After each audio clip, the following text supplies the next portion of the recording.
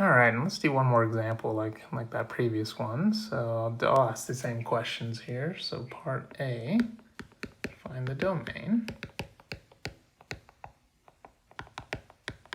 of f. And so finding the domain of f, I'm going to start leftmost place on my function. That arrow is going down forever, down and to the left. So the leftmost place on my function is negative infinity. And I'm going to start going to the right here. As I start going to the right, I notice there's this huge gap that starts at -2. So I'm actually just going to go ahead and write that down now. So my function starts on the left at negative infinity. It goes all the way to -2 on the x-axis, and it's an open circle, so that's going to be a parenthesis. Then the function doesn't start again until the origin. And here it goes all the way to 2. I notice up above there it has an open circle, but down below it has a closed circle, so it doesn't actually stop at 2. 2 is still part of the domain here, and we can keep going all the way to the right to positive infinity. So let's see here. We have union. Our function starts again at 0. That's a closed circle at 0. And it goes all the way to positive infinity on the x-axis without stopping. There's no more holes, there's no more gaps or anything like that. The value 2 tends to confuse people, but there is this nice point here at 2, so we do not need to break it up there. That function, keeps going anywhere between 0 to infinity. Those are valid input values of this function.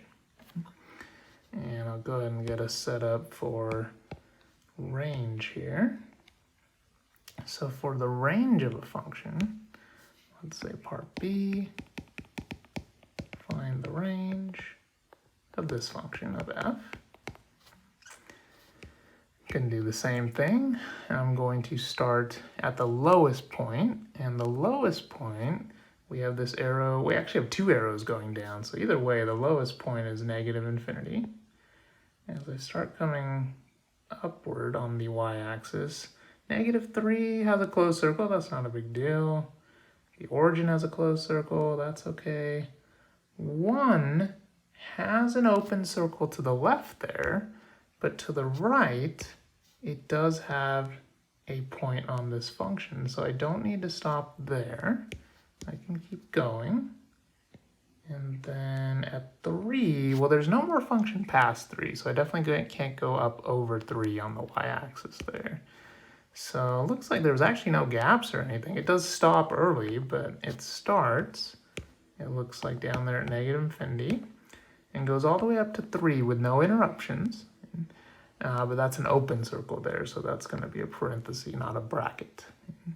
And so again, lots of people have issues with the y value 1, and I understand that there's an open circle there, but there's also another part of the function where we do have a closed circle. We do have a point, so we do not need to stop it at 1 there.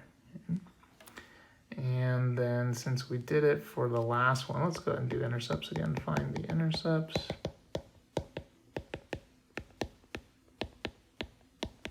Of f. I think I might need to label one of these here. Let's say this guy here. Let's say that's a -4. So the intercepts here, there's an x-intercept. It looks like here. There's also an x-intercept at the origin. That also happens to be the y-intercept. So it looks like there's 2 intercepts here. One of them is at -4, 0.